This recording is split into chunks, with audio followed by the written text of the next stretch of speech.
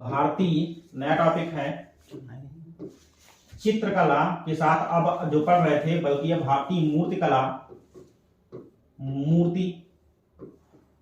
कला ठीक एवं स्थापत्य कला का ठीक इतिहास, यहीं से शुरुआत करना है।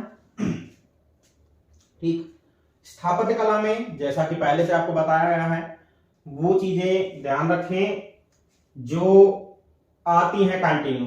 अभी यहां पर आपको बता दें, सामान्य शब्दों में बोल करके ही आपको बता दे रहे हैं। मौर्य काल मोस्ट इंपॉर्टेंट रहेगा, ठीक। सोलंकी शासक मोस्ट इंपॉर्टेंट रहेगा, ठीक। दिलवाड़ा के जैन मंदिर, चालुक्य पीरियड आपका मोस्ट इंपॉर्टेंट रहेगा, कुषाण काल आपका मोस्ट इंपॉर्टेंट रहेगा, ठीक। इसके साथ में ही चंदेल, ठीक, खजुराहो वाला पार्ट, और केसरी तथा गंगवंश और पल्लव काल, ठीक। बीच के जितने भी हैं हमें, ठीक है, जो भी मिल रहे हैं वो हमें इतना इंपॉर्टेंट नहीं है, ठीक है।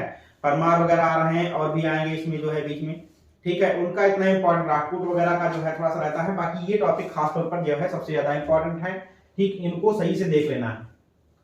स्थापत्य जैसा कि आपको बताया गया शुरुआती तौर से ही हम आपको बता दे रहे हैं, मध्यकाल, ठीक, प्राचीन काल, फिर मध्यकाल और उसके बाद आधुनिक काल, 3 भागों में बांटा गया है।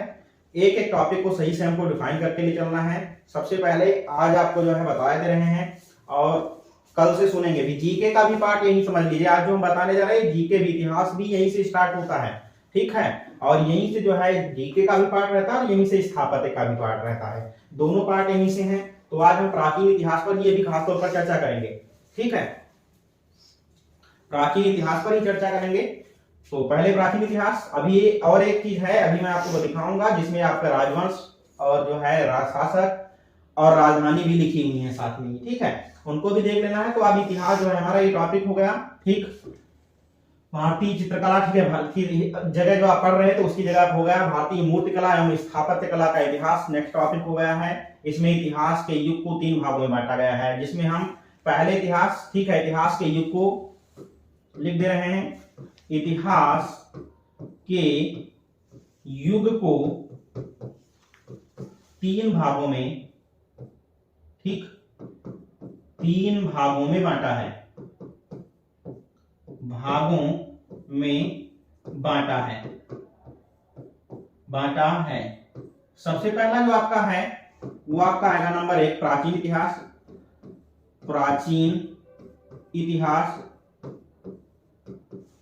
ठीक, प्राचीन इतिहास आपके जो है टॉपिक में मोस्ट इंपॉर्टेंट रहेगा, ठीक।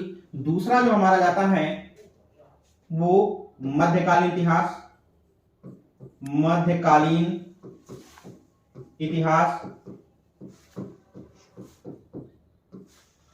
माइक अपनी ऑफ करें जिसकी ऑन हो, ठीक, मध्यकालीन इतिहास।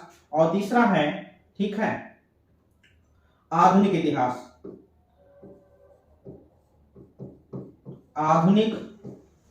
ठीक, इतिहास, या आधुनिक भारत भी कह सकते हैं, ऐसे भी कह सकते हैं। तो ये 3 प्रकार से जो है टॉपिक कवर किए जाएंगे, ठीक। अभी शुरुआत हम करने जा रहे हैं प्राचीन इतिहास से।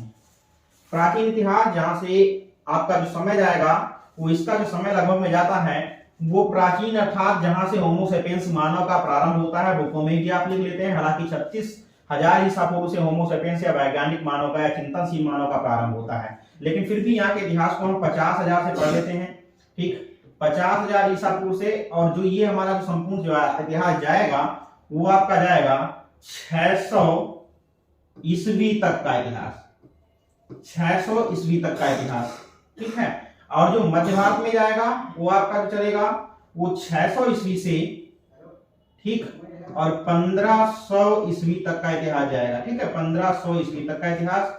और उसके बाद जो है ये 1500 से आपका, ठीक, और देश आजाद 1947 तक, ठीक, 1947 तक का जो है,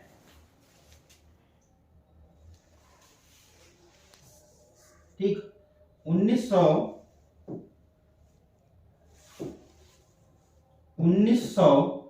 ठीक 47 तक का इतिहास के दायरे में बढ़ा रहे हैं। इस इतिहास के साथ ही स्थापत्य भी चलाते रहेंगे। चित्रकला भी जो आपकी छुट्टी हुई है उस पर चर्चा हम साथ में करते रहेंगे, ताकि एक बार इधर रिवीजन होता भी चलेगा और साथ में ही आपको कुछ चीजें इस पे चर्चा भी करते चलेंगे, तो आपको बताते चलेंगे। तो ये जो हमारा है ये पार्ट आपको पढ़ाया जाएगा। आज प्राचीन इतिहास से शुरू कर रहे हैं, प्रारंभ कर रहे हैं, जैसा कि आपको पहले से बताया जा चुका है। ठीक है,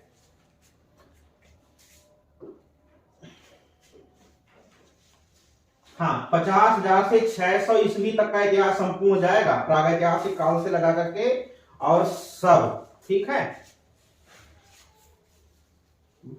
बात समझ में आई? नेक्स्ट अब जो है हम पढ़ने जा रहे हैं प्राचीन इतिहास। ठीक है,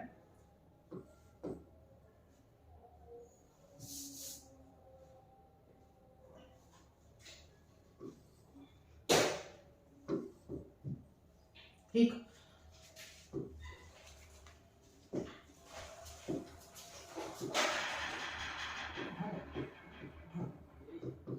प्राचीन इतिहास शुरुआती तौर पर ही आपको बांट दिया गया है 3 भागों में। इतिहास को 3 भागों में अध्ययन की दृष्टि से बांट दिया गया है। ठीक है, जो ऐतिहासिक युग के आधार पर, वो ऐतिहासिक समय के आधार पर, अब ऐतिहासिक क्रियाओं के आधार पर 3 भागों में बांट दिया गया, जिसको आप कहते हैं। ठीक है, वो तो ऐतिहासिक समय के आधार पर, ऐतिहासिक एक्टिविटी के आधार पर जो 3 भाग बांटे गए उसको आपको पता होगा, पूरा पाषाण काल। ठीक, तो वहीं से हम बात कर रहे हैं। सबसे पहले प्रागैतिहासिक काल,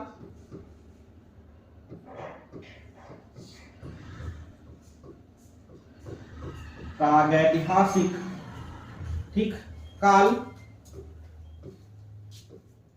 जो दूसरा जाएगा, ठीक, वो आद्य ऐतिहासिक काल।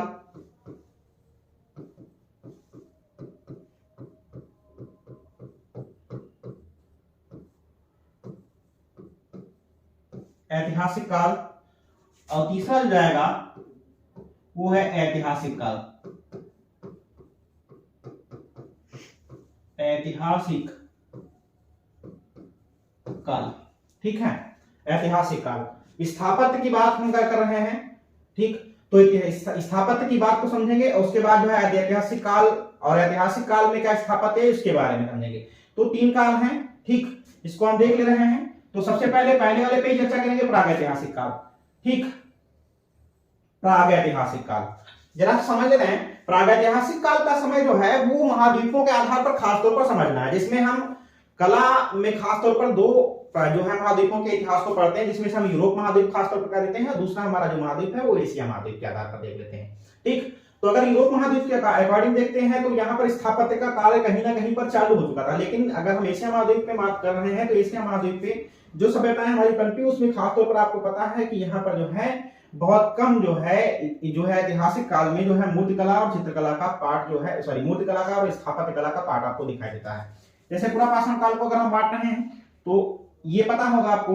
ठीक है, जो भारतीय आधार पर है, भारतीय आधार पर प्रागैतिहासिक काल को 3 भागों में बांटा गया है। नंबर 1 पूरा पाषाण काल, पूरा पाषाण काल। ठीक, नंबर 2 मध्य, ठीक, मध्य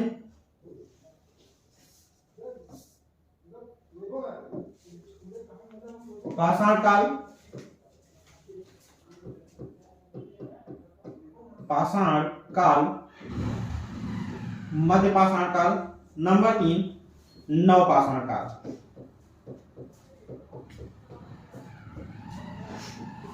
नव पाषाण काल, पूरा पाषाण काल का समय अगर भारतीय दृष्टि में देखा जाएगा, ठीक, तो ये आपको मिलता है 50,000 से और 25,000। ठीक, 25,000 ईसा पूर्व, ईसा पूर्व का समय, 50,000 से 25,000 ईसा पूर्व का समय। ठीक, और इसके साथ में जो मध्य पाषाण काल का समय मिलता है वो 50,000 से, सॉरी 25,000 से जो है आपका समय, और मिलता है लगभग में 6,000 ईसा पूर्व। ठीक, 6,000 इसका लिखना भी है, ये हमने बताया भी आपको, कहीं कहीं पर बुकों में आपको जो ध्यान देना वो 6,000 के बजाय ऑब्लिक यहां पर जो है अगर चाहते हैं तो इसका समय 10,000 भी बताया जाएगा।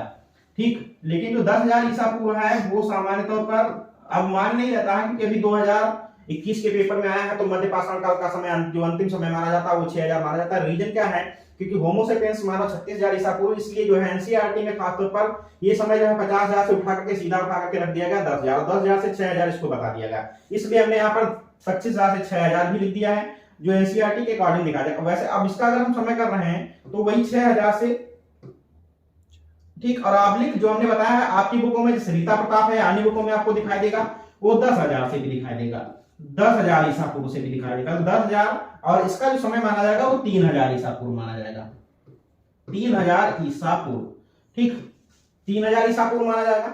यही समय अगर हम, ये तो भारतीय हो गई दृष्टिकोण, ठीक। इसके अतिरिक्त ये बात हम अगर देख रहे हैं कहीं पर, तो अगर यूरोप की दृष्टि में देख रहे हैं, यूरोप के दृष्टिकोण में देख रहे हैं, तो इसका जो समय जाएगा यूरोप के दृष्टिकोण में, इधर हम देख ले रहे हैं, इधर कर दे रहे हैं, या नीचे इसी बात को हम देख ले रहे हैं थोड़ा सा, ठीक। यूरोप के दृष्टिकोण में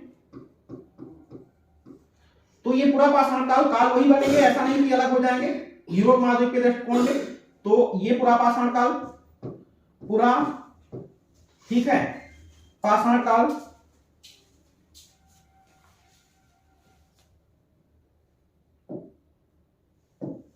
पूरा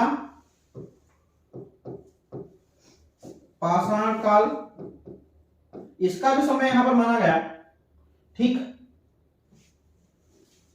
वो माना गया 35,000 से 18,000 ईसा पूर्व, ठीक।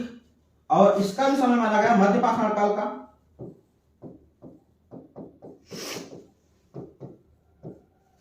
वो 18,000 से 10,000 ईसा पूर्व, 10,000 ईसा पूर्व। और नवपाषाण काल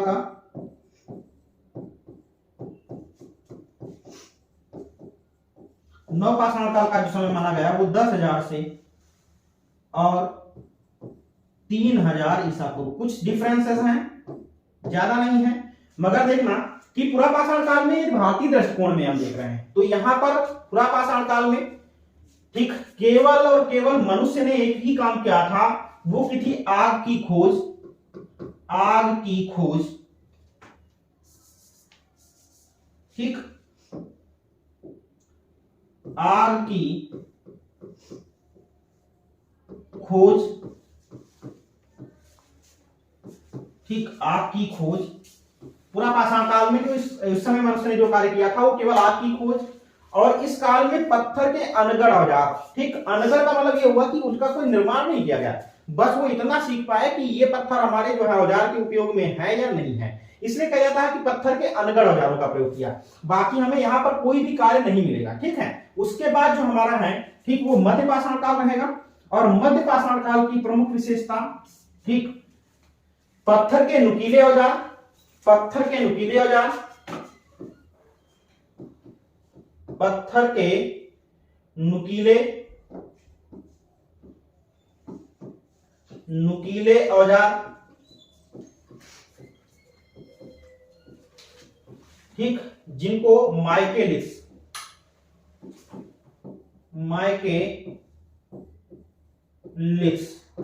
ठीक, माइकेलिस कहा है।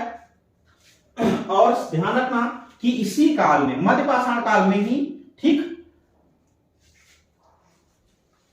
ये जो है आदमगढ़ क्षेत्र में, मध्य प्रदेश का क्षेत्र पड़ता है आदमगढ़, जहां पर पहली बार पशुपालन के साक्ष्य, ठीक, पशुपालन के साक्ष्य, पशुपालन, ठीक, जहां पर पशुपालन के साक्ष्य भी दिखाई देते हैं, जिसमें मध्य पाषाण काल में।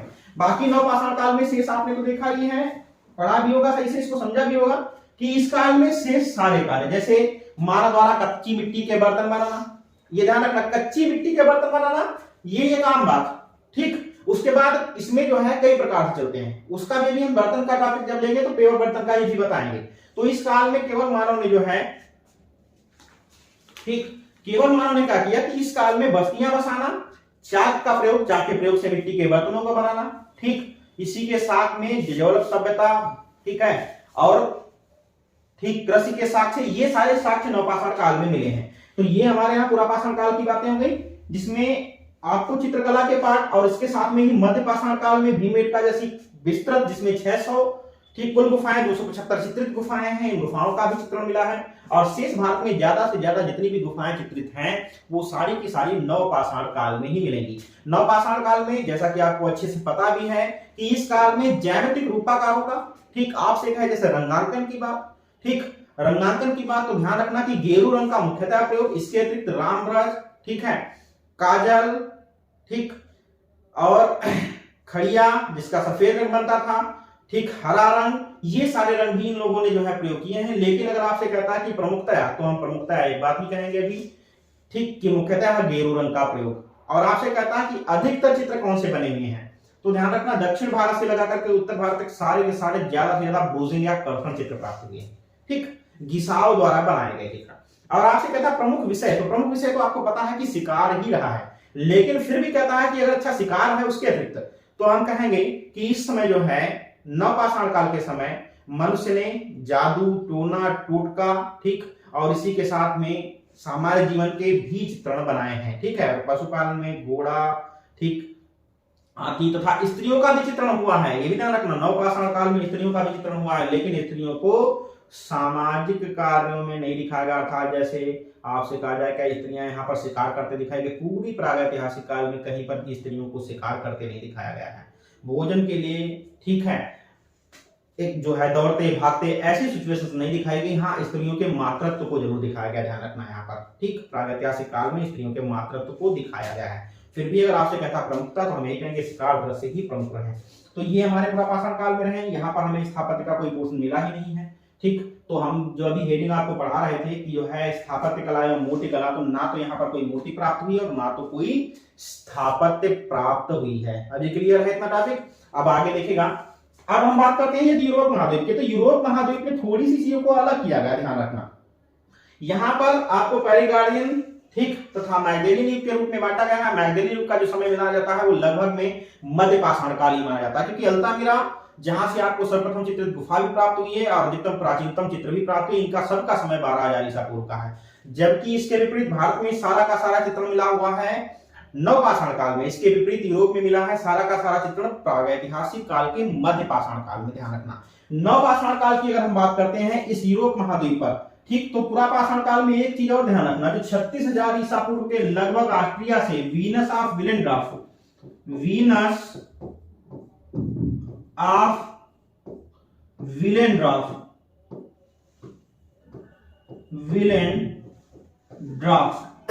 वीनस ऑफ विलेंड्रॉफ प्राप्त हुई है। कब की? तो 36,000 ईसा पूर्व, अर्थात पुरापाषाण काल की ही समथिंग में, लगभग में 36,000 ईसा पूर्व से 25,000 इसका टाइम माना जाता है। ऑस्ट्रिया, ठीक, ऑस्ट्रिया से प्राप्त हुई है ये प्रतिमा। नेट के पेपरों में 2 बार इसकी ये प्रतिमा पूछी गई है, ध्यान रखना। कहता है अगर प्राचीन, ठीक है, मूर्ति शिल्प या प्राचीन नारी आकृति, ठीक है, तो प्राचीन नारी आकृति और प्राचीन मूर्ति शिल्प तो वीनस ऑफ विलेंड्रॉफ ही है, ध्यान रखना, ठीक है, वीनस ऑफ विलेंड्रॉफ ही है, इसको ध्यान रखना, ठीक है, ये चीज ध्यान रखना। हाँ,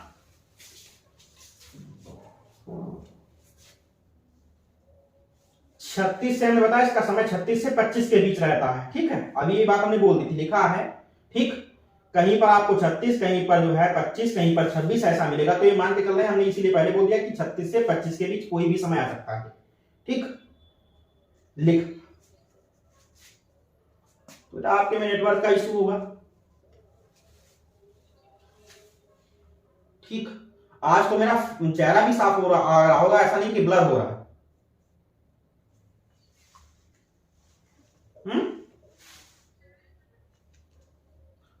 हाँ बेटा, आज क्योंकि यहां से कोई समस्या नहीं है जरा सा भी। यहाँ नवपाषाण काल नहीं, पुरापाषाण काल में है भाई। समय जब यहां से लिखा हुआ बेटा, तब कहा कंफ्यूज हो रहे हैं। नवपाषाण काल में कहां से आएगा? यूरोप के। हम तो बता तो रहे जब समय लिख रखे हैं, तो यहाँ पर जब समय के अकॉर्डिंग देख लीजिए, ये सारी प्रतिमाएं जो है पुरापाषाण काल में मिलना स्टार्ट हो गई थी। इसमें Venus of Willendorf, Venus of Lespugue, Venus of Lespugue, ठीक, नरसिंह की मूर्ति।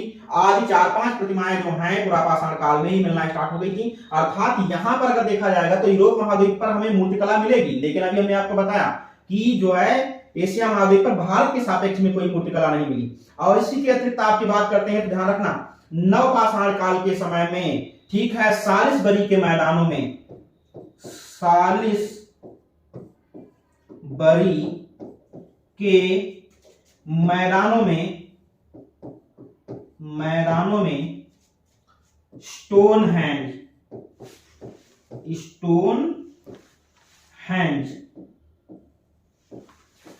ठीक, स्टोन हैंज के अवशेष प्राप्त होते हैं, जो यही नवपाषाणिक स्थापत्य का भी, ठीक है, नवपाषाणिक स्थापत्य का भी दायरा दर्शाते हैं। इसके बारे में आपको बताया भी गया है कि इसमें लगने वाले पत्थर जो है क्रोमलैक्स के नाम पर यू आकार के पत्थर लगाए जाते थे। ये अति प्राचीन वेधशालाएं हुआ करती थी। तो ये सारा पार्ट जो आपको कहीं ना कहीं पर मैंने बोला है, ये पार्ट जो है आपको स्थापत्य की दृष्टि से यूरोप महाद्वीप पर दिखाई देगा, लेकिन एशिया महाद्वीप पर प्रागैतिहासिक काल में कोई भी स्थापत्य का पार्ट प्राप्त नहीं हुआ है। अभी क्लियर है? ठीक, इसको समझ लें। तो जो हम पढ़ने जा रहे हैं स्थापत्य कला, इसमें पहली हेडिंग हमारी गायब, मतलब इसका हमें पढ़ना ही नहीं विवरण, ठीक है, कि जो है प्रागैतिहासिक काल, इसलिए कंफ्यूज नहीं होने की जरूरत है क्योंकि इसको हमें लिखना नहीं है। ठीक है, अब बात हम अगर करते हैं दूसरी बात, ठीक है, अभी परेशान ना, आप इसमें सुविधाएं बहुत सारी हैं भाई, डिजिटल बोर्ड में आप परेशान नहीं होना, दौड़ना भागना नहीं, ये नहीं कि हाँ जो है हम जल्दी जल्दी करते रहें और लिखते रहें। अभी क्या है, जो लिख देंगे बोर्ड पर वो आपको पीडीएफ के रूप में भी मिलता रहेगा, समस्या नहीं है। ठीक, मैं इसी से अभी जो लिखा हुआ यही सेम भेज दूंगा, ठीक, आपके उसके ग्रुप पर। ठीक, तो ये चीज बस समझिए। अब वो असुविधा नहीं है कि हाँ नहीं आपको लिखना ही जरूरी है, इरेज हो जाएगा। अभी मैं ऐड कर रहा हूँ, इसी को आपको उठा करके भी पीडीएफ के रूप में भेज दूंगा, ठीक है, लिखा हुआ सेम। तो यहां तक आप समझ लीजिए, जिसको समझ में नहीं आया है वो जरूर पूछे, अन्यथा कोई दिक्कत नहीं है। ठीक है, तो हम आगे बता ही रहे हैं। तो ये जो चीजें हैं, अब इसके बाद हम बात करते हैं नेक्स्ट। ठीक, नेक्स्ट हम बात कर रहे हैं, वो बात कर रहे हैं आद्य ऐतिहासिक काल। ठीक,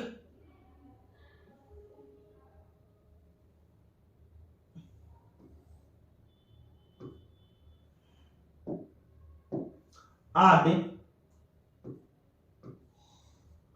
ऐतिहासिक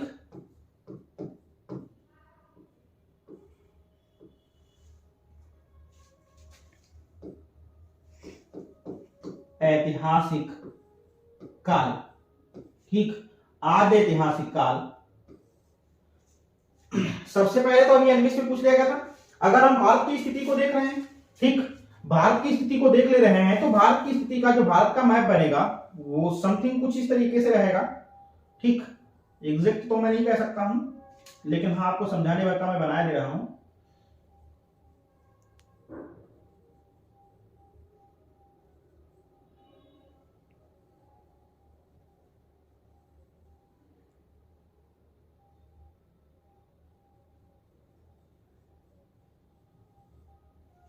ठीक,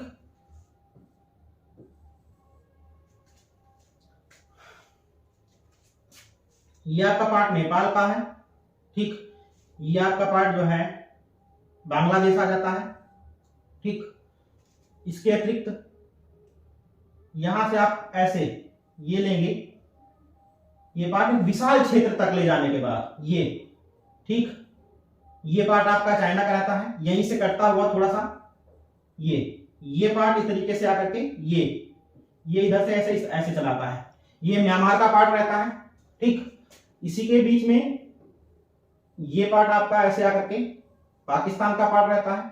ठीक, इसी के अतिरिक्त आपका जो पार्ट रहता है, ये जो बीच में छुटा हुआ है ये, और ये इधर का पार्ट ऐसे मान लीजिएगा, ये बीच इतना ही सटा रहता है, ये अफगानिस्तान का पार्ट रहता है। ठीक, अफगानिस्तान। ठीक, इधर तो आपको पता है कि इस रिश्ता है। ठीक, इसमें जब यहां से मान लो ये जो आपका पार्ट निकला हुआ है, ठीक, ये इस तरीके से ये हिमालय का पार्ट निकल करके ऐसे ये आकर के जब ये म्यांमार में जाएगा तो एंडीज पर्वत श्रृंखला हो जाएगी, इधर आएगा तो ऐसे छोटे छोटे से टिक बनते चले जाएंगे। भारत में हिमालय ये एक ही पर्वत श्रृंखला जिसको हम विंध्य पर्वत श्रृंखला कहते हैं। ठीक, विंध्य पर्वत श्रृंखला कहते हैं, लेकिन स्थान स्थान, क्योंकि आपको इधर में थोड़ा सा बता रहा हूं, जैसे मान लीजिए ये पर्वत है, ठीक, ये पर्वत, तो पर्वत को एक सीध में तो नहीं चलते हैं। अब यहां से पार्ट टूटा और ऐसे निकल गया, तो मुख्य पर्वत श्रृंखला विंध्य है, उसकी सहायक पर्वतमालाएं जो होती जाती हैं उनके नाम अलग से जाते हैं। तो विंध्य पूरे समूह को विंध्य कहते हैं। उसकी सहायक पर्वतमालाओं में जैसे हिमालय है, हिमालय में भी उसकी फिर चोटी गाड़ी जाएगी। तो आप हिमालय में कहते हैं सबसे ऊंची चोटी, फिर कहते हैं जो हिमालय की सबसे ऊंची चोटी होती है वो एवरेस्ट चोटी होती है। तो ऐसे आप समझ लीजिएगा। तो इसलिए पर्वतों को भी लगभग में 3 रूपों में बांट दिया गया है, ठीक है। एक ही श्रृंखला से 3 रूपों को बांट दिया गया। तो ये चीज ध्यान देखा। तो इसमें आपने देखा कि ये जो हमने छोटे छोटे बिंदु रखे हैं यहाँ पर, ये हमारे अंडमान निकोबार है, ठीक, अंडमान निकोबार है। और अंडमान निकोबार के जस्ट इधर हमने ये जो आपको लिखा हुआ, ये श्रीलंका लिखा हुआ है, श्रीलंका, ठीक। अब इधर जो आपने ये देखा हुआ है, ठीक, तो ये हमारी पूरी, अब ये जो हमने ये सारी चीजें यहां पर जो बनाई हैं, ये सारी अंदर पड़ती है बंगाल की खाड़ी, बंगाल की खाड़ी, ठीक, बंगाल की खाड़ी। और इधर जो दिया मैंने अभी देखा है, ये आपने देखा हुआ है इस तरीके से, ठीक। तो ये इस तरीके से बना हुआ है। तो इधर जो क्षेत्र पड़ रहा है इसको कहते हैं अरब सागर, अरब सागर, अरब सागर, ठीक। अब अरब सागर में इसकी दूसरी श्रृंखलाएं है जो आप चीज देखें, तो यहां पर जब आएंगे इस साइड में, तो यहां पर छोटे छोटे ऐसे ही द्वीप बनेंगे, ये हमारे, ठीक। तो यहां पर ये जो द्वीप हैं, ये तो हमारे जितने हमने ये बनाए हैं, ये वाले, ये तो हमारे हैं लक्षद्वीप के नाम से जाने जाते हैं, ठीक, लक्षद्वीप, द्वीप के नाम से। और जो इसके नीचे इधर ही हैं, ठीक, ये जो छोटे छोटे द्वीप हैं इनको कहते हैं, ये कहते हैं मालदीव, मालदीव, मालदीव, ठीक है, लक्षद्वीप और मालदीव, ये जो हैं इनको आप देख ले रहे हैं। अब इधर ही से समझेंगे, थोड़ी सी चीजें और इसमें हम बताएंगे जो अभी आपको कंफ्यूज करेंगी, कभी पूछ सकता है विस्तार। जैसे कि अभी आप जीके के बारे में इसमें पूछ लेंगे, भारत का अक्षांशीय विस्तार कितना है, तो ये जो भारत का है, ये भारत अक्षांशीय विस्तार है, मुख्यतः है ये मिडिल कर्क रेखा पर। ये मान लीजिएगा ये ऐसे कर्क रेखा गई है भारत की, ये कट के गई ऐसे, ये कर्क रेखा आपकी गई जो लगभग 7 राज्यों से गुजरती है। ये कर्क रेखा मिडिल कर्क रेखा है, ठीक। इसके नीचे चूंकि वो आपको भूगोल में बताएंगे, ये इसके नीचे जो है कोल्ड एरिया रहता है, इसलिए इसको इधर के नीचे के जो वन कहते हैं उनको शीतोष्ण कटिबंधीय कहते हैं, और ऊपर जो है उसको कहते हैं उपोष्ण कटिबंधीय वन, उपोष्ण कटिबंधीय वन। ये कहोगे सर ये अभी का है, इसके समझा दे, इसके लिए समझा दे कि अभी आपको समस्या पैदा होने लगेगी यहीं से, ठीक। अब आपसे क्वेश्चन क्या करेगा, अब इधर से जो ये हमारी है इस क्षेत्र से, यहां से तिब्बत है, तिब्बत से निकल करके ये ऐसे इस तरीके से भाग ऐसे ये, और ये आ करके ऐसे, ठीक, अरब सागर में सिंधु नदी गिरती है। हिमालय के कारण ध्यान रखना, हिमालय का क्षेत्र विस्तार होने के कारण 2 मुख्य नदी तंत्र हैं। एक तो हमारा सिंधु नदी तंत्र, देख लेना, समझ लेना जरा सा, ये हमारा है सिंधु नदी तंत्र, सिंधु नदी तंत्र। और इधर हमारा जो इस साइड में हम सारा बना के आए हैं इधर, इसमें ये हिमालय के क्षेत्र से अभी जो है इधर से विंध्य की पर्वतश्रृंखला, उत्तराखंड आपको पता होगा, गंगोत्री यमुनोत्री निकलती हैं, यहीं से गंगोत्री और यमुनोत्री से गंगा का पार्ट निकल करके, और गंगा का पार्ट आकर के ये इस तरीके से, ये तो हमारा जो है गिर जाएगा बांग्लादेश में ऐसे, और ये गिर जाकर के जो है ठीक है पश्चिम बंगाल में। 2 धाराएं गंगा की गिरती हैं, तो वैसे ये सिंधु नदी तंत्र है। अब सिंधु नदी तंत्र मान लीजिए ये नदी है, और ये नदी के साथ में ये ऐसे ठीक इस तरीके से इसमें नदियां निकली हुई हैं। तो ये जो इसकी है ये सहायक नदियां होती हैं, इसलिए इनको नदी कहते हैं। जैसे रावी हो गई, रावी, सतलज, व्यास, ठीक, चिनाव, झेलम,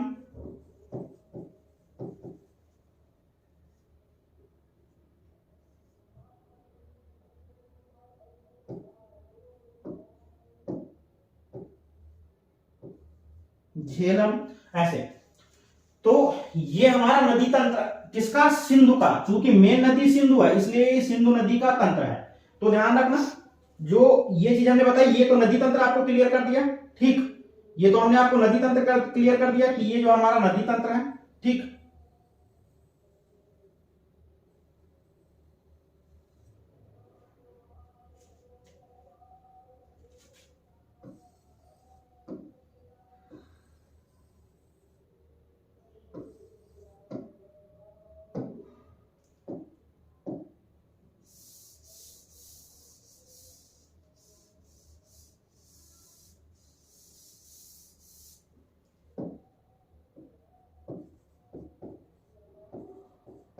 मालदीव। अब देखिएगा जो हम पढ़ने जा रहे थे आद्य ऐतिहासिक काल, सिंधु घाटी सभ्यता, आद्य ऐतिहासिक काल या सिंधु घाटी सभ्यता, वो इसी पर डिपेंड है, ध्यान रखना इसी पर इसके डिपेंड है।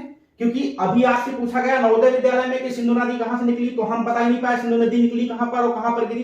तो ध्यान रखना ये जो निकलती है तिब्बत से निकलती है, तिब्बत से निकलती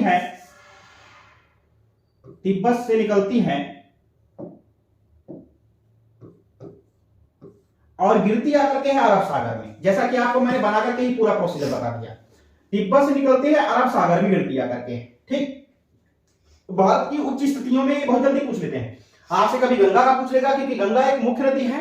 ठीक, नदी नहीं बल्कि नदी तंत्र है, तो आपसे कहेगा तो हम कहेंगे गंगोत्री से निकल करके इसकी एक शाखा जो है पश्चिम बंगाल में गिरती है और दूसरी हमारी जो है बांग्लादेश में गिरती है। सहायक नदियों में यमुना, ठीक है, सरस्वती, ये सभी चीजें आपने सुनी। इधर मैंने अभी आपको पूरा बना करके बताया इस तंत्र को कि ये जो है सिंधु नदी का जो तंत्र है इसमें मुख्यतः, ठीक है, रावी, सतलज, ब्यास, चिनाब, झेलम, ये नदियां आपकी जो है इसकी सहायक नदियों में सिंधु की आती हैं। और आपसे अगर पूछता है तो एक चीज ध्यान रखना, कहेगा कि बंगाल की खाड़ी में भारत के सटे हुए कौन से देश हैं, तो बंगाल की खाड़ी की तरफ भारत में सटे हुए देश देखो, आपने देखा अभी श्रीलंका, मैंने अभी आपको बताया। और आपसे कहता है कि भारत के पार्ट में कौन कौन से देश हैं बंगाल की खाड़ी में। ये सामान्य जानकारी है, जब शुरुआती कक्षा 6-7 में पढ़ाते हैं तो वही बात उठाकर पूछ लेता है और फिर आप कंफ्यूज हो जाते हैं। उसमें मैंने अभी बताया कि इधर आपका जो है ये अंडमान निकोबार हो गया, इसमें कार निकोबार, मिनी अंडमान निकोबार, ये कई सारे में बांटा गया, फिलहाल अंडमान हम लिख रहे हैं। ठीक है, अंडमान निकोबार द्वीप समूह। ठीक, और अगर आपसे कहता है कि अरब सागर के क्षेत्र में भारत के पास कौन से द्वीप हैं, तो हम कहेंगे अरब सागर के क्षेत्र में भारत के पास जो द्वीप हैं वो लक्षद्वीप है। और ये कहता है कि भारत से सटा हुआ कौन सा द्वीपीय देश है, तो हम कहेंगे मालदीव। ठीक, जो भारत से सटा हुआ देश है वो मालदीव है, ध्यान रखना। तो ये मालदीव हमारा हुआ है लगभग में द्वीपीय क्षेत्र में देखा जाए तो ये हमारा अरब सागर में पड़ा जा करके। ठीक, तो ये हमारा जो है भारत के अकॉर्डिंग, भारत का मैंने एक पूरा सा थोड़ा सा डायग्राम बनाया जिसमें आपको चीजें समझ में आ जाए कि इसमें क्या क्या हमको पढ़ना रहता। तो ये मोटी मोटी चीजें आपको बता गई। विश्व की सबसे प्राचीनतम पर्वतमाला ये हमारी राजस्थान के क्षेत्र में पड़ती है। ठीक है, राजस्थान जो आपका ये पड़ता है ये यहाँ पर, ठीक, लगभग में। तो ये जो पार्ट है राजस्थान वाला, यहाँ पर अरावली पर्वत श्रृंखला है और यहाँ पर दक्षिण में हमारी जो है इसको कैमूर की पर्वत श्रृंखला के नाम से जानते हैं। ठीक है, कैमूर पर्वत श्रृंखला, सॉरी कुरनूल पर्वत घाटी, ठीक है, या कुरनूल पर्वतमाला है। तो ये कुरनूल पर्वतमालाओं में इतने पार्ट में, तो प्रागैतिहासिक काल आपको पढ़ना भी पड़ेगा, तो बस यहीं पर इधर उत्तराखंड उसमें पढ़ना पड़ेगा, इधर राजस्थान में पढ़ना पड़ेगा। बीच में आपको प्रागैतिहासिक काल कहीं मिलेगा नहीं, क्योंकि यहाँ पर पहाड़ी नहीं थी, तब मानव रहता नहीं था। जब पहाड़ी क्षेत्र नहीं था तो जल की निकासी नहीं थी, जल की निकासी नहीं तो मानव रहेगा नहीं, सीधी सी बात है। तो ये चीजें हमको ये पता चली। अब अगर हम बात करते हैं इसके अतिरिक्त, ठीक है, तो ये तो हमारी बात हो गई। ठीक, अब जो आते हैं वो आते हैं मुख्यतः अपने टॉपिक पर कि हम अब यहां पर क्या पढ़ें। तो सिंधु आपको समझ में आ गई थी, सिंधु है क्या, सिंधु कहां है, इसको सिंधु नदी ही कहते हैं, सिंधु नदी घाटी क्यों कहा जाता है, ये सारी चीजें, ठीक है, आपको बता दी गई।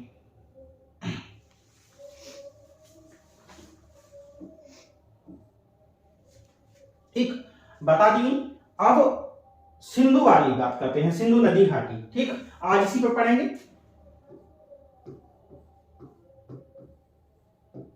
सिंधु नदी घाटी सभ्यता, सिंधु नदी घाटी सभ्यता। ठीक, सिंधु नदी घाटी सभ्यता, जैसा कि अभी हमने आपको बताया कि सिंधु मुख्य नदी है और मुख्य नदी पे पनपी सभ्यता को ही गिना जाएगा, क्योंकि आपको पता है, सबसे पहले देखो समझ भी लेना जरूरी है कि इसको सिंधु ही क्यों कहा गया, क्योंकि आपने सुना कि हड़प्पा, ठीक, हड़प्पा सब जो है सिंधु नदी घाटी के स्थल हड़प्पा, ठीक, जो हड़प्पा है, हड़प्पा की सबसे पहले खोज, ठीक, दयाराम सानी के द्वारा की गई। पता भी टाइम आपको होगा 1921। अब देखो एक बात आपको लिखाई जा रही है क्या कहते हैं, हड़प्पा सभ्यता की खोज सर्वप्रथम होने के कारण, हड़प्पा सभ्यता की खोज सर्वप्रथम होने के कारण इस सभ्यता का एक नाम हड़प्पा सभ्यता भी है, अभी हम भी ये भी बात बताएंगे। तो ध्यान रखना, हड़प्पा जो है वो मिली किस नदी के किनारे सभ्यता, तो रावी नदी के किनारे, रावी नदी के किनारे। समझ लें, क्योंकि हम समझना जरूरी चाह रहे हैं, उसके बाद तो रटने की अलग प्रक्रिया रहती है। रावी नदी के किनारे हड़प्पा मिली, रावी नदी के किनारे। वर्तमान में हड़प्पा सभ्यता साहिवाल जिले में, साहिवाल जिले में, ठीक है, सॉरी, साहिवाल जिले में पड़ रहा है ये सभ्यता, ठीक।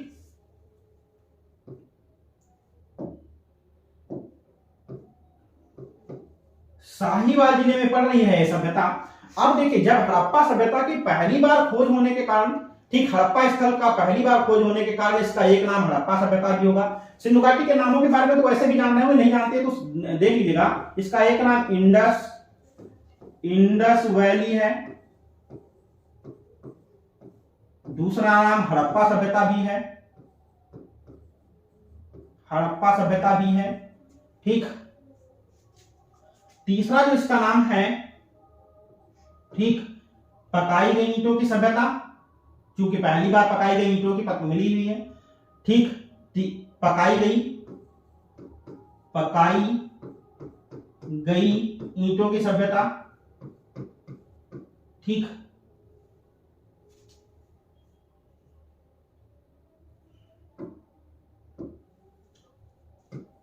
ईंटों की सभ्यता,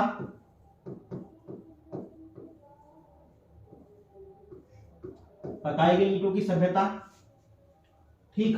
यहीं पर अगर हम और बात आगे कर रहे हैं तो इसका नाम, ठीक, मेलुहा सभ्यता, मेलुहा सभ्यता, ठीक। इसी को अंग्रेजी, बहुत डीप में अगर जाएंगे तो इसको अंग्रेजी ब्रांड की सभ्यता भी कहते हैं, अंग्रेजी ब्रांड की सभ्यता, सभ्यता। अगली बात अगर इसको कहते हैं तो नगरीय सभ्यता,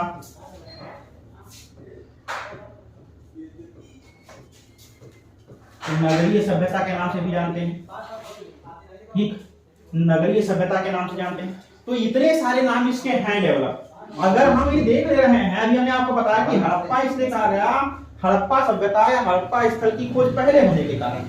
लेकिन फिर एक चीज ध्यान रखिएगा, ठीक, कि इसको हड़प्पा सभ्यता ही क्यों कहा गया। मैं आपसे क्वेश्चन कर दूं कि भैया इसको रावी नदी की सभ्यता क्यों नहीं कहा गया, क्योंकि रावी नदी के तट पर ही तो हड़प्पा था।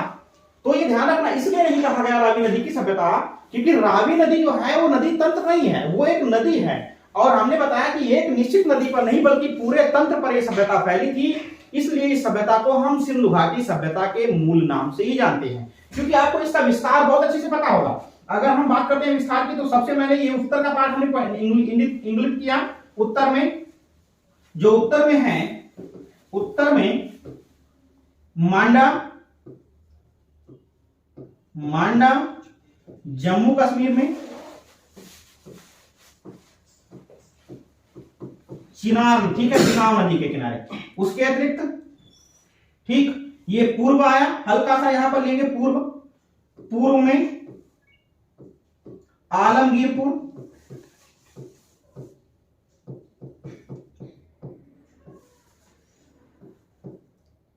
ठीक, जिला मेरठ, जिला मेरठ और यूपी, उत्तर प्रदेश में है, ठीक।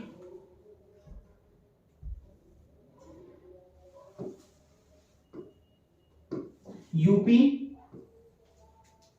हिंडल नदी के किनारे। उसके बाद ऐसे आया ये पार्ट, ठीक, ऐसे आया। तो ये जो पार्ट है, ये वाला, ये है दायमाबाद, दायमाबाद पार्ट पड़ता है महाराष्ट्र का, महाराष्ट्र का, दायमाबाद महाराष्ट्र का पार्ट पड़ता है, ठीक, दायमाबाद महाराष्ट्र का पार्ट पड़ता है, ठीक। तो इतने में, और ये जो हमारा पड़ता है ये दक्षिण का पार्ट है, ठीक। कौन सा क्षेत्र है, तो दक्षिणतम, सिंधु घाटी सभ्यता का दक्षिणतम क्षेत्र। इसको ऐसे लाएंगे और यहां जो पार्ट पड़ता है ये पश्चिम मान लिया जाता है, पश्चिम का पार्ट पड़ता है ठीक सूतकांगे डोर,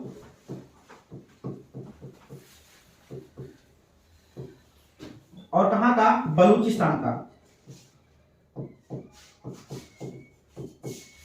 उसके बाद इसको ऐसे मिलाएंगे तो जब देख रहे हैं तो ये लगभग में एक शेप जो बना रही है वो त्रिभुजाकार बना रही है, इसीलिए इसको हम त्रिभुजाकार रूप में दे देते हैं। और इसकी जो माप है वो लगभग 13 लाख वर्ग किलोमीटर है, लाख वर्ग किलोमीटर, ठीक है, 13 लाख वर्ग किलोमीटर है, ठीक है, वर्ग किलोमीटर, ठीक, वर्ग किलोमीटर है, ठीक। तो ये हमारा जो है क्षेत्रीय फैलाव है इसका सिंधु घाटी सभ्यता का, इसको हमें याद कर लेना है अच्छे से, ठीक, अच्छे से इसको याद कर लेना है सही से। तो ये तो हमारी सिंधु घाटी सभ्यता, इसके बारे में थोड़ा सामने बता, अब इस पर हम पूर्ण चर्चा करेंगे, ठीक। तो ये इस तरीके से हमने इसको आपको बताया कि लगभग में इसका एक फैलाव है, इतने इसके नाम हैं, ठीक, पहला स्थल क्यों खोजा गया, इसकी वजह से इसका नाम क्यों नहीं रखा जा सकता है, ये सारी बातें मैंने आपको क्लियर बता दी, ठीक है, क्लियर बता दी। इसके अतिरिक्त जो आती है बात, ठीक, वो आती है हड़प्पा सभ्यता के स्थल के बारे में। इसमें आपको पता होगा, ठीक, कि हड़प्पा सभ्यता, इसके प्रमुख स्थल हड़प्पा, मोहनजोदड़ो, कालीबंगा, लोथल, ठीक, ये सारे होंगे। लेकिन फिलहाल आज थोड़ा सा हम शॉर्ट में अभी इसको फिर से चालू करेंगे क्योंकि हड़प्पा से ही आपकी स्थापत्य चालू है, ठीक है। तो हड़प्पा से ही जो स्थापत्य चालू, तो इसके बारे में एक एक चीज को हम कवर करेंगे आज, लेकिन हम थोड़ा सा इतिहास को एक शॉर्टली आगे बता दे रहे हैं कि आगे शॉर्टली जो है इतिहास में यहाँ पर और किन किन चीजों को पढ़ा जा रहा है, उसके बाद अभी वापस आकर के फिर सिंधु घाटी सभ्यता से विधिवत हम पढ़ेंगे, ठीक। तो शॉर्टली तो हमने आपको नॉर्मल आपको बता दिया सिंधु घाटी सभ्यता। दूसरी ऐतिहासिक काल अब आ जाता है, ठीक, ऐतिहासिक काल,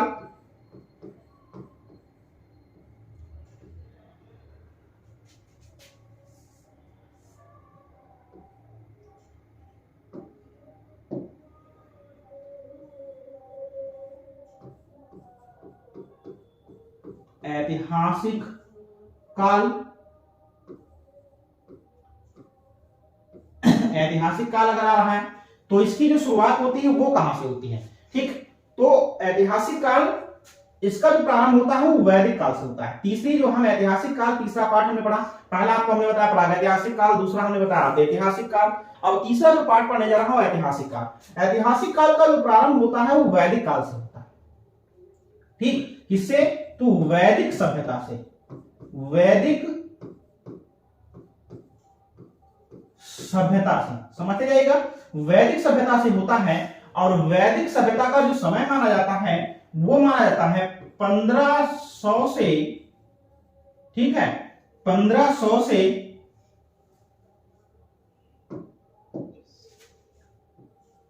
1500 से,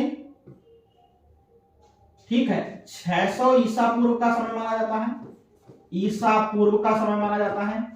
इस वैदिक काल को दो भागों में बांटा गया, पूर्व वैदिक काल,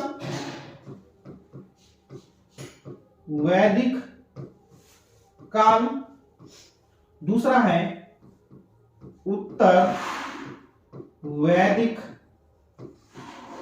काल, पूर्व वैदिक काल और उत्तर वैदिक काल, ठीक है। पूर्व वैदिक काल, उत्तर वैदिक काल, दो भागों में बांट दिया गया है, ठीक। अगर हम वैदिक काल की सर्वप्रथम जानकारी की बात करते हैं तो लगभग 1400 ईसा पूर्व का एक अभिलेख था जिसका नाम था बोगज कोई अभिलेख, ठीक, बोगज कोई अभिलेख, बोगज कोई अभिलेख,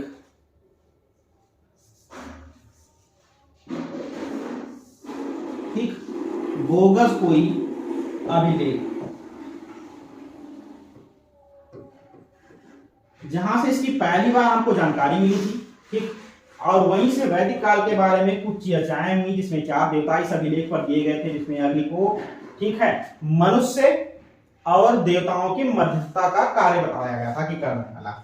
इसके समय को अगर हम पूर्व वैदिक काल के समय को डिवाइड करते हैं, डिवाइड करके अगर पढ़ रहे हैं तो इसके भाग को पहला अगर हम कहते हैं पूर्व वैदिक काल, तो पूर्व वैदिक काल के समय को 1500 से, ठीक, और 1000 ईसा पूर्व, ठीक है, 1000 ईसा पूर्व माना जाएगा, ईसा पूर्व माना जाएगा, ठीक, इस काल को हम ध्यान रखना पूर्व वैदिक के काल के साथ में ही ऋग वैदिक, किधर लिख दे रहे हैं, ऋग वैदिक, ऋग वैदिक काल के रूप में भी जानते हैं। ठीक, ऋग वैदिक काल के रूप में भी जानते हैं। क्यों? क्योंकि इसी काल में मुख्यतया, ठीक, इसी काल में मुख्यतः ऋग्वेद की रचना हुई थी। इस काल में ही मुख्यतः ऋग्वेद की रचना हुई थी और इसी के चलते इस काल को ऋग्वैदिक काल या पूर्व वैदिक काल के रूप में जाना जाता है। और जैसा कि आपको अगर हम चित्रकला की दृष्टि में देखेंगे तो बहुत सारे यहां पर प्रमाण मिलते हैं, क्योंकि ऋग्वेद का ही सर्वप्रथम प्रयोग, ठीक, जिसमें कला शब्द का सर्वप्रथम प्रयोग हुआ था ऋग्वेद में, सौंदर्य के लिए श्री शब्द का सर्वप्रथम प्रयोग ऋग्वेद में, ठीक, और यहीं पर चित्रकार के लिए शिल्प, और कहीं कहीं पर आपको चित्रकार के लिए योगी, हालांकि पुराणों में मिलता है कि चित्रकार को क्या कहा गया है, तो पुराणों में योगी कहा गया, लेकिन ऋग्वेद में भी योगी के रूप में मिलता है। ये सारे प्रमाण मिलते हैं, लेकिन स्थापत्यिक दृष्टि में यहाँ पर कोई भी कार्य वैदिक काल में आज हमारे पास उपलब्ध नहीं है। इसलिए हम सिंधु घाटी सभ्यता के नेक्स्ट बाद अगर पढ़ेंगे तो फिर सीधा और सीधा हम पढ़ेंगे, ठीक है। आगे का काल अभी हम आपको बताएंगे हर्यक, शैशुनाग और नंद वंश, जिसका उदय भी कैसे होता है इसके भी बारे में हम बात करेंगे, ठीक है, इसके भी बारे में हम बात करेंगे, ध्यान रखना। पहले हम इसको थोड़ा सा समझ लें। तो अब से जो हमारा बचा उत्तर वैदिक काल, अब पूर्व वैदिक काल में, ठीक, जो चीजें हुई उसमें जरा सा समझेंगे कि पूर्व वैदिक काल में ही, इसी वैदिक काल में ही, ठीक, शासन की प्रणालियों की भी बात कही गई थी, ठीक है, लेकिन उसका स्पष्ट स्वरूप अभी उत्तर वैदिक काल में आपको हम बताएंगे। तो उत्तर वैदिक काल का जो समय मिलता है वो मिलता है 1000 से 600 ईसा पूर्व का, ठीक, 1000 से 600 ईसा पूर्व का। और उत्तर वैदिक काल का कोई अतिरिक्त नाम नहीं है। क्यों? क्योंकि इस काल को इसलिए नहीं पढ़ सकते, इस काल को इसलिए कहा गया क्योंकि इस काल में केवल ऋग्वेद की रचना हुई, लेकिन इस काल में केवल ऋग्वेद की रचना नहीं हुई। उत्तर वैदिक काल में शेष 3 वेद, 3 और कौन से वेद हैं, जिसको हम कहते हैं सामवेद, अगला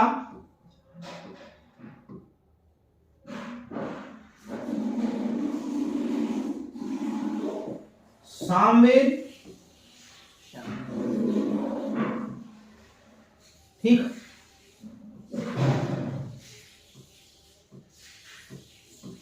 यजुर्वेद, अथर्ववेद की रचना, मतलब शेष अन्य 3 वेदों की रचना, जिसमें से ये तो RPSC Rajasthan public service commission का फेवरेट क्वेश्चन है। आरपीएससी का फेवरेट क्वेश्चन है कि किसको, ठीक है, लिरिकल ऑब्लिक, ठीक, गीत्यात्मक,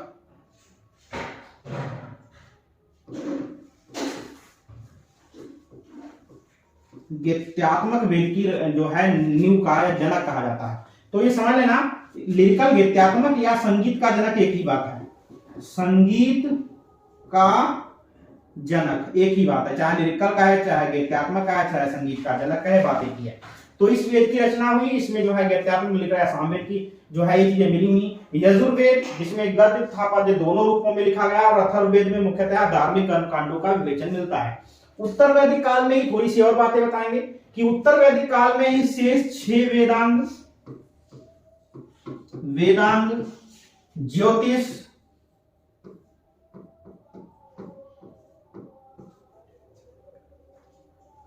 ठीक, कल्प, निरुक्त, शिक्षा,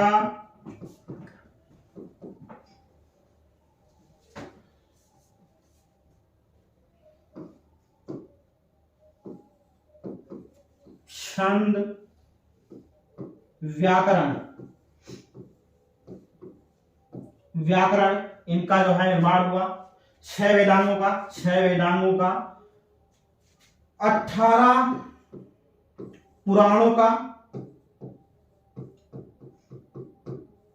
पुराणों का, जिसमें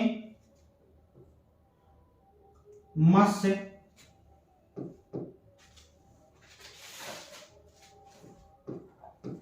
पुराण, अग्नि पुराण,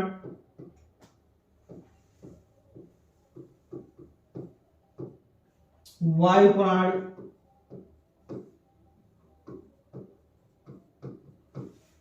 आदि श्रेष्ठ हैं। ठीक, इनके रचनाकार किसके समय में हुआ ये बताएंगे। 108 उपनिषद, 108 उपनिषद जिसमें मुंडकोपनिषद,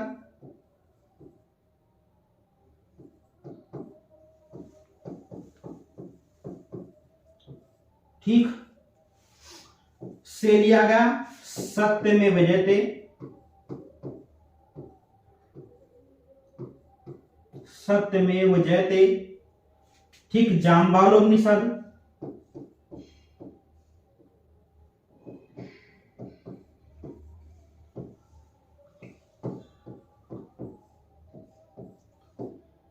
जाम्बालोपनिषद जिसमें 4 वर्ण बताए गए थे। इसी में सर्वप्रथम ब्राह्मण, क्षत्रिय, वैश्य, शूद्र, ठीक वो कहने लिखेंगे ब्राह्मण, क्षत्रिय, वैश्य, शूद्र, ये बातें बताई गई इसी उत्तर वैदिक काल में। ठीक, इसी के अतिरिक्त अगर और भी बात हम करते हैं, इस पे और भी चर्चा करते हैं। ठीक, तो इसी समय में मुख्यतः शासन की प्रणालियां लागू हो गई, और शासन की प्रणालियों के अकॉर्डिंग अगर देखा जाएगा उत्तर वैदिक काल में ही, ठीक सबसे पहले परिवार का प्रमुख, परिवार का प्रमुख जो कहलाता था वो मुखिया कहलाया, मुखिया, ठीक परिवार का प्रमुख मुखिया। उसके बाद कई परिवारों को मिला करके मिला कुल, ठीक, और कुल का मुखिया कुलक, कुलक, ठीक, और कई कुलों को मिला करके ग्राम, ग्राम के मुखिया को ग्रामी, कई ग्रामों को मिलाकर के एक जन, जन का मुखिया राजन, ठीक, और इन्हीं जनों को के जो है देख रेख वाले को या कई जनों के निर्माता को सम्राट कह दिया गया। और यही जो जन है, और इसमें धर्म कांडों के बारे में बहुत सारी बातें कही गई। जो यही छोटे छोटे जन हैं ये व्यक्तिगत तौर पर आगे अपने आप को स्वतंत्रता के रूप की ओर लेकर जाने लगे। जब अपने आप को स्वतंत्रता के रूप की ओर लेकर जाने लगे तो वहीं से एक नए, ठीक है, समाज का उदय हुआ। और ये बात तब हुई, ये समय है 600 ईसा पूर्व का, ईसा पूर्व का। इसी समय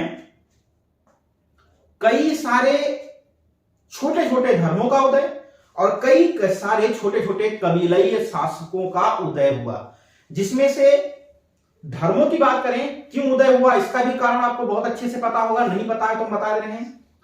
ठीक, धार्मिक निष्ठा के प्रति इतना सजगता कि हर चीज में बलि का प्रारूप चलने लगा। कोई भी कार्य करो तो बलि पहले। इस बलि के प्रारूप के चलते हमारे यहां जानवरों का बहुत ज्यादा आनंद हो गया, जानवर मिलना मुश्किल हो गए। ऐसी स्थिति को, पर्यावरण को संतुलित करने के कारण, इस आडंबर को हटाने के कारण लोगों ने जो है इस पर ध्यान किया और नए धर्मों का उदय हुआ। और इसी समय 600 ईसा पूर्व को धार्मिक के रूप में जानते हैं। इस समय इस विचारधारा के खंडन में 2 नए धर्म उदित हुए, जिनको हम, ठीक है, नास्तिक विचारधारा के अंतर्गत पढ़ते हैं। एक हमारा धर्म हुआ बौद्ध धर्म और दूसरा हमारा धर्म हुआ जैन, ठीक, धर्म, जैन धर्म। तो बौद्ध धर्म और जैन धर्म का उदय हुआ इसी समय में। और इसी समय में इन्हीं जनों ने अपनी शक्ति विस्तृत करने का कार्य किया और इसी शक्ति के विस्तार में 16 महाजनपदों का उदय हो गया, जिसमें वश, अवंती, कौशल, काशी, ठीक, मल्ल, सुरसैन आदि, ठीक, अवर, अवंती। तो ये सारे जितने भी हैं 16 महाजनपद, 16 महाजनपद जनपद और साथ में ही 10 गणराज्यों का। अभी हम बताएंगे गणराज्य भी क्या थे, गणराज्यों का उदय हुआ।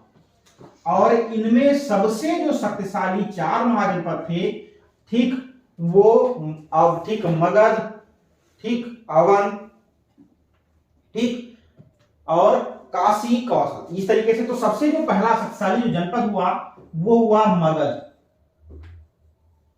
ठीक, मगध वो हुआ सबसे जो शक्तिशाली जनपद हुआ वो हुआ मगध, ठीक, मगध, ध्यान रखना, मगध जनपद हुआ। और मगध पर शासन करने वाले व्यक्ति को ही भारत का प्रमुख शासक माना जाने लगा, ठीक। इस रूप में जो है ये चीजें हमको देखने को मिलती हैं। और मगध से ही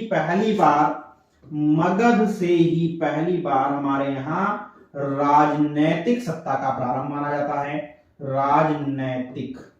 और यहीं से पहला वंश मगध पर स्थापित हुआ जिसका नाम है हर्यक वंश, ठीक। हालांकि बुकों में 727 या इस तरीके से पहले का भी समय दिया होगा, लेकिन अकॉर्डिंग टू समझाने के मैंने आपको मोटे मोटे समयों पर बताया है। तो हर्यक वंश, ठीक, जिसका संस्थापक था बिंबिसार, ठीक। और राजधानी थी राजगृह ऑब्लिक पाटलिपुत्र,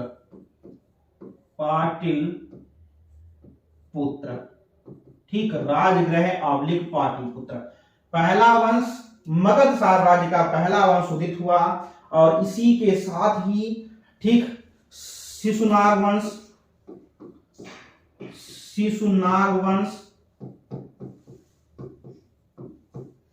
और इसी के साथ में ही नंद वंश का उदय हुआ। शिशुनाग के संस्थापक स्वयं शिशुनाग थे। शिशुनाग, राजधानी इनकी भी पाटलिपुत्र थी।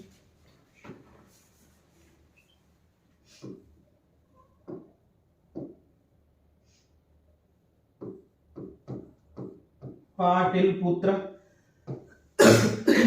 तो इस तरीके से आपकी जो है ये चीजें हुई, ठीक।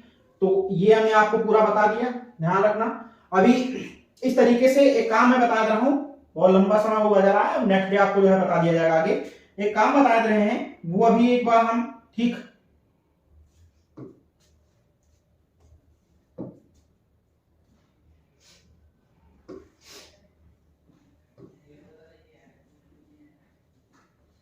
ठीक,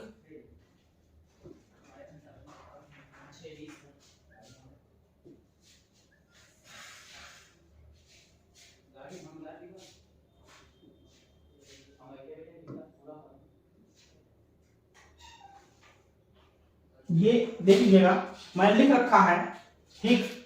तो ये आपको दिखाई दे रहा है, ठीक।